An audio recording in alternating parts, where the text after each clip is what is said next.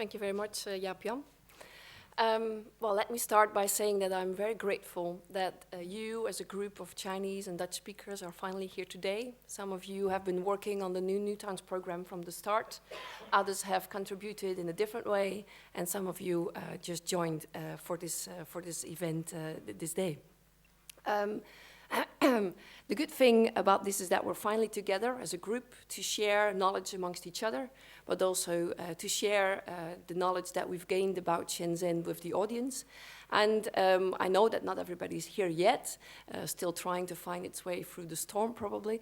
But the good thing is about when I checked the list of reservations is that you are indeed students, your PhD students, your researchers, your design professionals, architects, landscape architects, urban designers, and you're also government officials. And that is exactly what we were hoping for, that this combination would be here in the room. And Michelle was already talking about the triangle of government, science, and business. And especially the people from the Netherlands, they know that that triangle is quite heavily debated at this point, where since the Dutch government is pushing the Dutch universities to collaborate with business more and more. And you can imagine that there are quite some critical discussions going on if that is a good thing or a bad thing, where knowledge is being transferred into, say, commercial products or services. Let me say that when we were setting up the program, New Towns, also in Shenzhen, and we were talking to governments and we were applying for funding, we also had sometimes this uneasy discussions about our business model and how we would sell our knowledge and if we would be critical enough about our program or at least talking about China. Well, let me say that, of course, our primary goal is to gain knowledge, but we don't want to stick into the ivory tower and would like to share this knowledge and also bring it to practice. So the objective of this day is indeed to share the knowledge with you as an audience, but also to share the knowledge amongst the experts, but also to see how we can even improve the step to practice. We have a tool, and that was already introduced by the mayor, Jorritsma, of this Chinese-Dutch quality team that I'm going to say a few more words about later on. So it is a tool, but we can do much more in order to make a bridge from knowledge into practice. And that's also why we need, say, the help of the Chinese speakers here today, because Huang Wenwen, for instance, has access to local government in Shenzhen, and Doreen Liu, who is one of the new curators of the next Shenzhen Biannual, she has the power to push certain messages. So we also, I'm looking forward at least to the discussions of today and also to how to see how we, where do we stand at this point, but also how can we move on with our program and improve it, and also to see how we can find new bridges to bring or say relate content to practice. Because that's our main goal. We want to facilitate the people to do their business better, or to say to help others to do their research better, because when we talk about the relationship between Shenzhen or say China and the Netherlands, we still see that there's a lack of knowledge sharing, there's a lack of patience, a lack of adaptability, and a lack of a good network. So networking, it was already said, is important today. So you're supposed to network really hard in order to be able to also understand the city of Shenzhen even better and try to find out, who are the key players. The notion of criticality, I would like to start I would say a few words about that. And this is a picture I took in Shenzhen in 2005. It was my first visit to Shenzhen and also my first visit to China, as I was curating an exhibition for the then called Netherlands Architects Institute about contemporary Chinese architecture. And I was there. I spent twice a month in China to talk to architects, urban planners, critics, journalists, researchers, to understand how China was changing and what kind of role architecture was playing in that regard. And that visit was, well, it was overwhelming. It was, the developments took place beyond our comprehension, but also beyond the comprehension of the people that I was talking to. And what was overwhelming to me was the openness and the criticality with how they perceived the transformations, how they embraced all the uncertainties and all the constraints in their work, and that they were doing their best to, even though they knew that their means were limited, that they could actually try and should improve the urban environment by the work they were doing.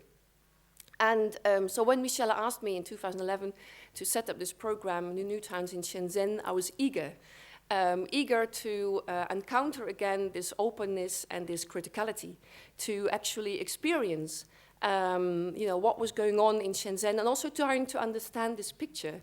Because when I arrived in Shenzhen and I took this picture, obviously these people were very proud to be being portrayed in Shenzhen, but they were looking at this, and I just didn't get it, what is so fascinating or beautiful about Shenzhen. Honestly, I didn't understand Shenzhen at all when I first encountered it. So understanding this picture was one of the underlying questions of, what is going on in Shenzhen at this point. And there's an interesting similarity between Shenzhen and Almere in this regard, that people who live in the Netherlands but who have never been to Almere, they think it's a horrible place to be. Well, the people who live here are extremely proud of Almere. And I think something similar is going on in Shenzhen, even though we talk about the floating population and that we might find it a very fragmented city or a very bold city or a very ugly city, is that lots of people, if they have the possibilities, that they would like to stay. So that's an interesting similarity, which is we come across in new towns all the time, and that's of course the objective of what INTI is doing, is to do that research in new towns, and especially also then to see the similarities between all of them. So you should know that we spend at least 1 year, me traveling a lot back and forth, trying to understand what is going on in Shenzhen, how it's being planned, how has it been developed, what are the current constraints, who are the major stakeholders, try to talk to them, and which partners are willing to collaborate with us. Is there a question? Because if there's no question, then there's no collaboration. So that we invested quite heavily in trying to find out, what's going on and with whom should we talk and work.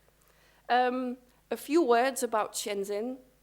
Well, the other speakers will do it much more thoroughly than I do, but I just want to point out briefly, what's the position of that city, and also to relate it to the program that we're running.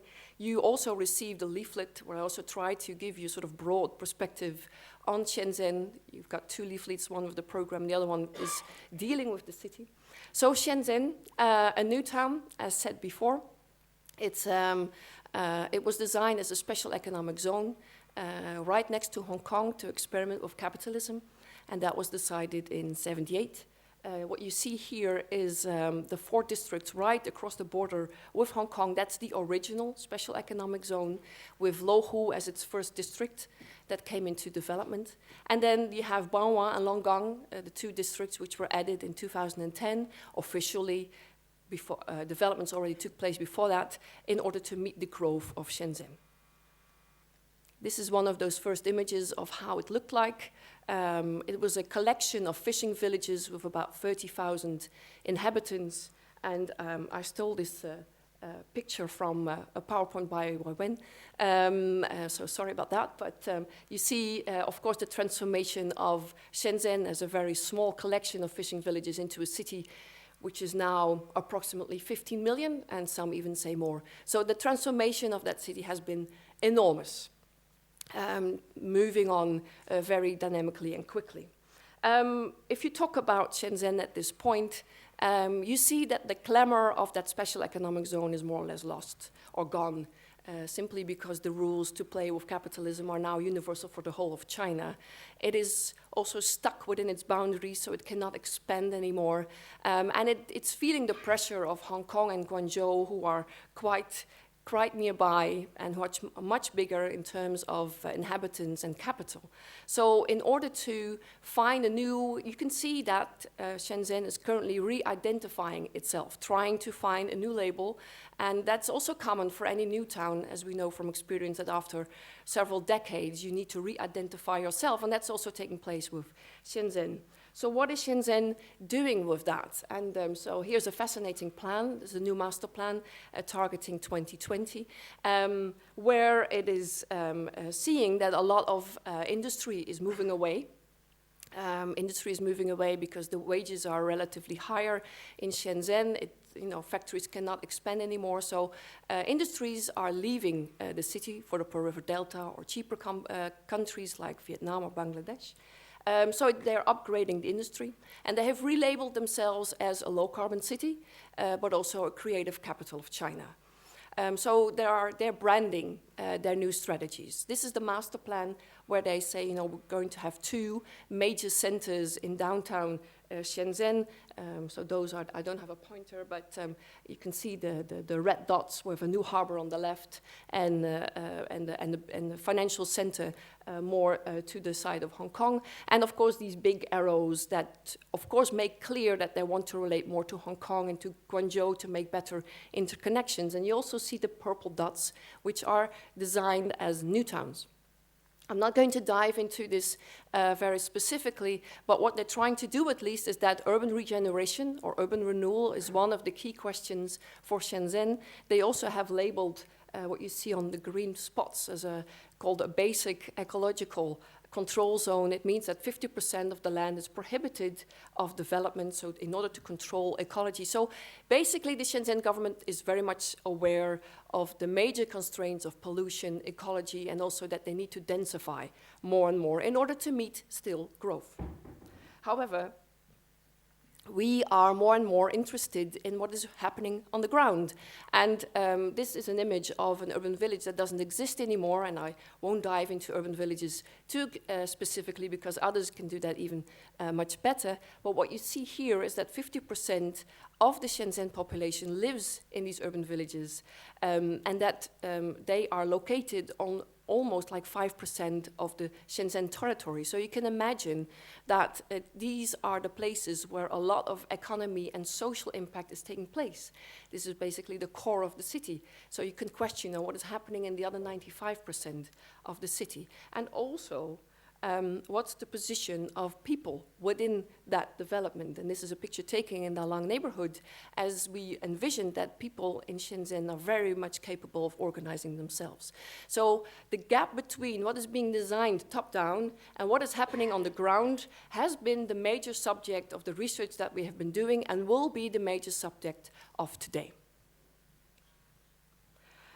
Talking about the partners, I'm not going to talk about everybody in detail, but here's the list of the main partners, as indeed we found very interesting collaborators who are most present today to collaborate with us in finding out, what are the major questions and how can we do research and study them and discuss them.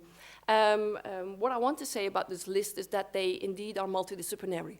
So they come from urban planning, architecture, but also sociology, landscape, economics, so different perspectives in order to get a grip on that city.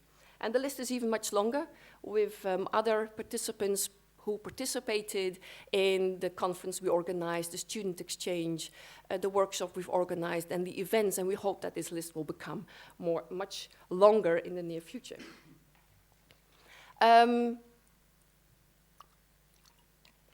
What this program is also targeting for is, or aiming for to reach is students, researchers, and professionals. So there are always people who love facts and figures, so I just labeled the amount of people who have been collaborating with us. But basically what we have done so far is that we have had students from the Netherlands traveling to Shenzhen to do field work. Some stayed 3 weeks, others stayed 6 weeks, others even 3 months in order to do field work and to graduate on Shenzhen. We've had researchers to spend several months on Marco Boncha, for instance, on the creative parks in Shenzhen, but also on foreign direct investment, different types of subjects that we try to encounter.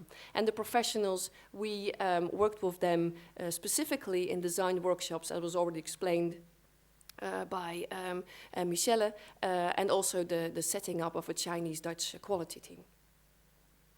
And we started with 3 subjects that we found extremely important. So first of all, we wanted to talk about urban regeneration. Shenzhen is upgrading its industry, which means that a lot of factory buildings are now empty or vacant. What can you do with them? Will you reuse them or will you do other things with them? Urban regeneration of whole districts, neighborhoods, as Lohut district, for instance, which was the first district of Shenzhen. That's the core mission of that area. Secondly, ecological sustainability. Shenzhen has put in place this ecological control zone. Is that really working? What of that is true? But also that if you look at landscape, and that's interesting because there's a lot of urban farming going on in Shenzhen, is that systematically kicked out? Or can we integrate that in future planning? Can we look at landscape from a different perspective than what is happening nowadays, that it's only something nice to look at?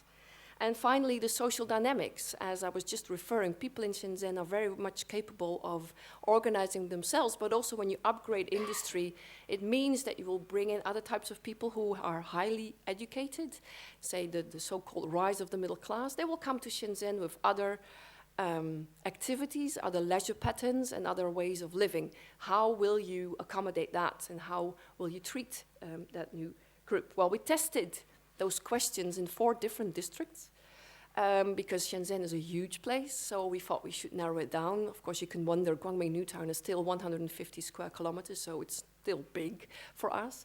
Or Dalang neighborhood, who has 500,000 inhabitants. But we also looked at Baishuzhou, an urban village, and Lohut district, as we already explained. So 4 districts that we had students working, researchers doing also their field work, and we had collaborative efforts with professionals. Just one example, it has been mentioned already before, but I will just go quickly through it as we talked about the collaboration in Guangming New Town. And this is what we believe is one of the tools in order to bring knowledge to practice. We have had several workshops with Dutch and Chinese experts working on a very specific case in Guangming New Town. And INTI organized that together with the Shenzhen Center for Design. The city of Almere and Guangming New Town also participated, and we also had local developers being part of the whole design workshop. It was an area just around the high-speed railway station of Guangming New Town. Guangming New Town is located in the north of Shenzhen, and the high-speed railway is connecting Guangzhou to Hong Kong. And this is actually the site where it really hits Shenzhen first. And when we talked to the local government, they said, you know, we want to be a low-carbon city because Guangming New Town needs to be a low-carbon city. It was the first one appointed in 2007. But we have this station, and all what we could see were roads just laid down all around them. So roads not entirely finished. Well, the roads were finished. The rest was not finished yet. And you see empty, half-empty urban villages at the back. And when we continue walking, this is what you see. And also there's a lot of urban farming going on. And also when you talk about the local food chain. So anyway, there was a lot of, it's an interesting site. And the local government really made it clear that they said, you know, we want to be a low-carbon city, but we have difficulties in positioning ourselves. We don't know what kind of industry to attract. We also don't know what kind of inhabitants to attract. And so when you look at the master plan, it was basically very traditional type of planning where first the roads are being put in place. So what we did is we actually compared, say, the existing situation of the new master plan. Developers were very open, saying this plan is too old-fashioned. We don't believe that we can attract enough business and inhabitants for that. So they also were looking for a change. And then with the Dutch and Chinese people, experts, we worked in a collaborative effort in design workshops, as you can see here. The interesting thing was that actually through this workshop, we brought local government and developers together for the first time. They had never really been into these kind of sessions before. So it was interesting to find out the constraints, and basically the Dutch people were sort of guiding the discussion or steering the discussion. And of course we did encounter that it is different. We, Netherlands, would like to talk about this integrated design approach, and I'm sure that Han Vensa will also talk about that. It's very complicated to really implement it in China. So basically we took the role of mediator and also, say, giving advice in order to solve smaller issues.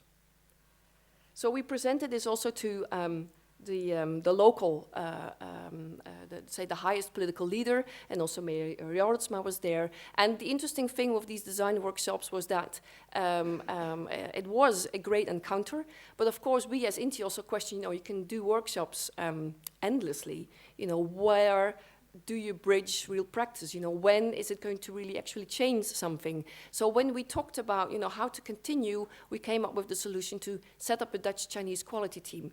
It's a common thing in the Netherlands. We have experience with that. For China, it's new. So we indeed have signed a memorandum of understanding. The city of Almere has done that with Kwangming New Town, but still we're in the phase of trying to find out how it can develop in the best possible way. So from next year onwards, we will have sessions again about how, which criteria will work, and if you do give advice, how will that be implemented in the right possible way? So it is work in progress. So this day is work in progress, but also the collaboration with Kwangming New Town is work in progress. And I think we have found interesting tools to collaborate, but we still need to adapt and bring it further. Okay, going back to this day, I thought it would be good to talk about 3 subjects: top-down meets bottom-up, new values, and the city of tomorrow. And every session will have 3 speakers, and there will be a discussion afterwards where we invited also somebody new to the table to give a sort of fresh idea and point of view. And the first session mainly is when we talk about top-down meets bottom-up. I think it's a very relevant discussion for Shenzhen, as I already pointed out, because there's a big gap, or perhaps they are more influencing each other than we think.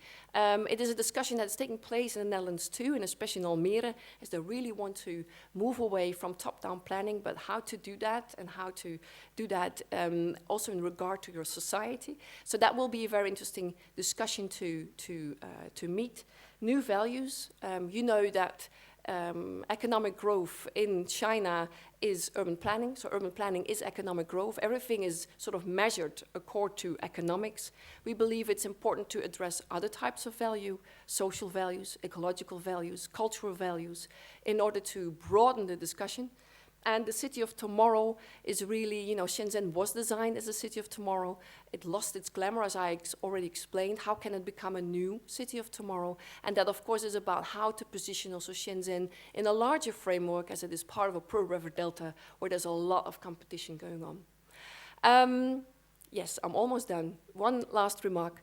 As the Chinese government, and especially the Shenzhen government, is talking about sustainable urbanization, because they are very much aware of the problems they're facing in terms of pollution, in terms of social inequality. So there is clearly an idea that cities need to improve, that they need to become more sustainable.